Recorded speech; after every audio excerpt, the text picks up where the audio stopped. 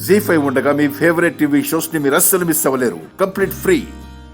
Medical shop వాడు ఈ మందు ఇచ్చి, ఈ మందుతో కొంచెం రిస్క్ ఉంటుందమ్మా, తట్టుకొని నిలబడగలిగితే కడుపు నొప్పి ఇక మళ్ళీ జన్మలో రాదు అని చెప్పాడు.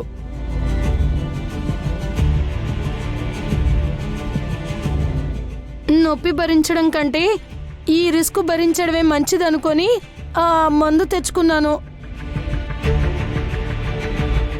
కాకపోతే ఆ కళ్యాణ్ పొరపాటున అల్లుడు గారి ఆయుర్వేదం మందు అనుకొని నేను తెచ్చుకున్న మందుని కలిపి ఇచ్చేసుంటాడు. ఏంటి కథలు చెప్తున్నావా?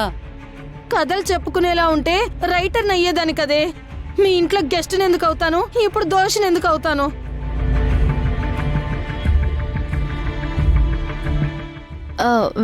విన్నారు కదా, కళ్యాణ్ పొరపాటు పడ్డం వల్లే తప్పు జరిగిందని. పాపం నాయనమ్మ తప్పేం లేదు. అవునా? అదే నిజమైతే కళ్యాణ్ ఇచ్చిన వాటర్ తాగి మావయ్య గారు అస్వస్థతకి లోనైనప్పుడు అందుకు కళ్యాణ్ కావాలని విష ప్రయోగం చేశాడు అని అందరూ అతన్ని నిందించి ఇంట్లోంచి బయటికి గెంటేస్తున్నప్పుడు ఈ నిజం ఎందుకు చెప్పలేదు?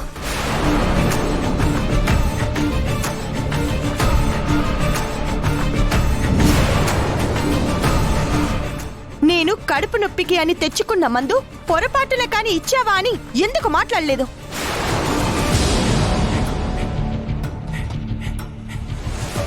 అలా దెయ్యంలా నిలబడి చూస్తావే? వదిన అడిగిన దానికి సమాధానం చెప్పు. సమాధానం చెప్పడం లేదంటే ఇప్పుడు చెప్పిందంతా అబద్ధమై ఉంటుంది. అవును. ఇది అబద్ధం కాదు, నేను చెప్పేదంతా నిజం. నిజం అయితే అప్పుడు ఎందుకు మాట్లాడలేదు? అది ఇదిగో ఈ సైలు జీతం బాగుండాలని. ఏంటి, నా జీవితం కోసమా? అవునే తల్లి, తనకి తెలియకుండానే కళ్యాణ్ పొరపాటు చేశాడు. అసలే వాడంటే మీ అమ్మకి మీ పెద్దమ్మకి ఇష్టం లేదు కదా. ఆ బండోడు నిన్ను పెళ్లి చేసుకుంటే నీ జీవితం నాశనం అవుతుందని చెప్పి మీ అమ్మ ఏడుస్తూ ఉండేది.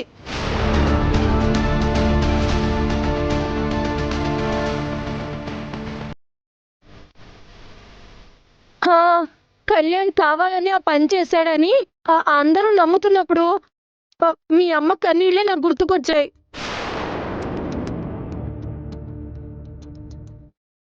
పోనీలే, ఇలా అయినా వాడి ఇంట్లోంచి పోతాడు, నువ్వు సేఫ్ అయిపోతావు అని మీ అమ్మ కన్నీళ్లు తీరుతాయని సైలెంట్ గా ఉండిపోయాను. నా జీవితం గురించి ఆలోచించడానికి నువ్వెవరు? అసలు నువ్వు చేసిన మోసం నా బేబీని దోషం చేసింది, నాకు దూరం చేసింది. ఇప్పుడు అర్థమైందా జరిగిన దానిలో కళ్యాణ్ది ఏమీ తప్పు లేదని? ఈవిడ తెచ్చిన మందు వల్లే పెదానికి హార్ట్ అటాక్ వచ్చింది, తను కాపాడాడు. ఎప్పటికైనా అర్థం చేసుకోండి, నా బేబీ ఎంత మంచివాడో.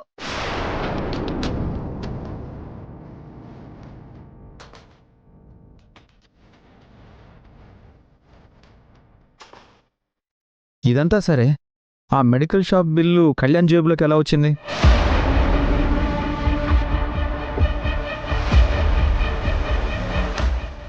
అంత క్లారిటీ ఇచ్చిన తర్వాత కూడా మళ్ళీ బిల్ ఎలా వచ్చింది, కోడిగుడ్డు మీద పెంకెలా వచ్చింది అని అంటావేంటి మనోడా?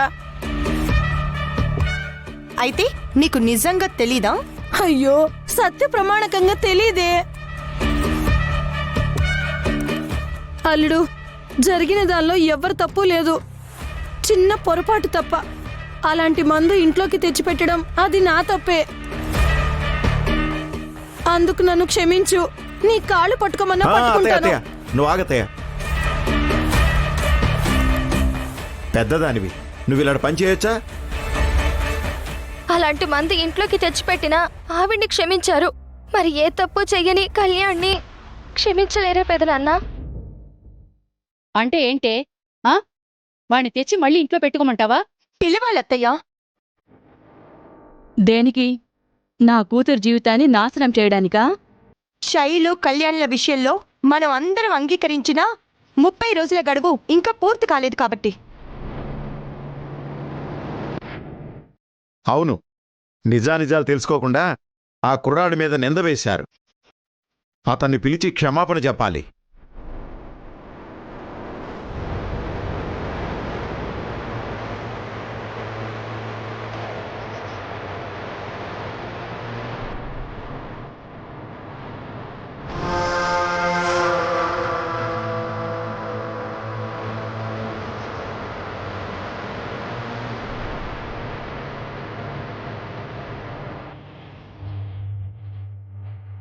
హుసి దొంగ మొహందానా, చేసిందంతా నువ్వు చేసి నన్ను ఇరికించేసావు కదే. ఎవరే చేసింది?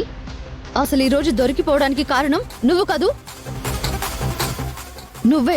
ముక్కుపుడం డబ్బా ఆ షాప్ దగ్గరికి తీసుకురాకపోతే మనం దొరికి వాళ్ళమా? అది నిజమేలే. సమయానికి ఐడియా వచ్చి కడుపు నొప్పి కథ చెప్పి తప్పించుకున్నాము. నువ్వు తప్పించుకోవడం కాదు,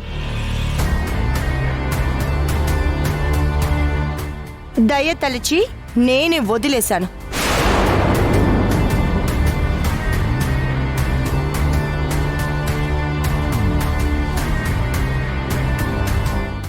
ఎందుకు చేశానో తెలుసా? తప్పు చేసింది లోకేశ్వరి కాబట్టి.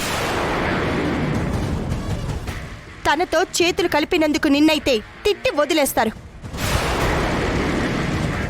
కానీ దీన్ని మాత్రం ఇంట్లో నుంచి తన్ని తరిమేస్తారు. ఇప్పటి వరకు నువ్వు చేసిన తప్పులన్నీ ఒకెత్తైతే ఇప్పుడు చేసింది ఇంకో ఎత్తు. మావయ్య గారి ప్రాణాలతో చెలగాటమాడావు. దీన్ని నేను ఎప్పటికీ క్షమించను. ఉరి తీయబోయే ఖైదీని కూడా ఆఖరి కోరిక ఏంటి అని అడుగుతారు. ఇప్పుడు నిన్ను వదిలిపెట్టింది, భయపెట్టింది అలాంటి అవకాశం ఇవ్వడానికే. కానీ ఈసారి మాత్రం మళ్ళీ తప్పు చేస్తే కాపాడటాలు ఉండవు. నా మీద పంతంతో ఏ కళ్యాణ్ మీద నిందలు వేసి పంపించారో ఆ కళ్యాణ్ నిర్దోషి అని అందరికీ ఇప్పుడు అర్థమైపోయింది. ఇప్పుడు మళ్ళీ తను మన ఇంట్లోకి వస్తాడు. ఈసారి అతను ఈ ఇంటి గడప దాటేది శైలుని పెళ్లి చేసుకొని.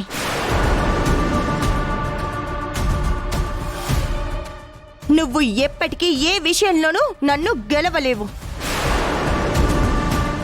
త్వరలోనే శైలు కళ్యాణ్లకి నేను మాటిచ్చినట్టు అందరి అనుమతితో ఇదే ఇంట్లో పెళ్లి జరిపిస్తాను. ఓడిపోవడానికి నువ్వు సిద్ధంగా ఉండు.